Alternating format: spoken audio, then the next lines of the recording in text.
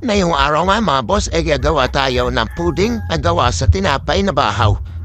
Panoorin ang buong video para malaman kung paano. Una, kailangan natin ng bahaw na tinapay. Yan mga idol, mga boss. Bahaw yan na tinapay, dinurog.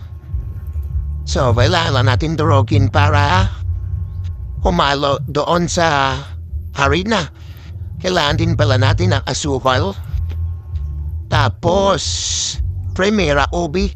Ubi flavor ang gagawin natin yan, mga boss. Tapos, food coloring yan lang. Mga boss, hindi ko na pala napakita yung ibang ingredients.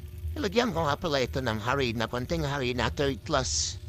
Tapos, konting, baking powder.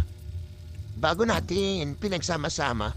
So, ayan mga boss, matapos ng ilang minuto, 30 minutes ko mga boss, sinalang sa oven.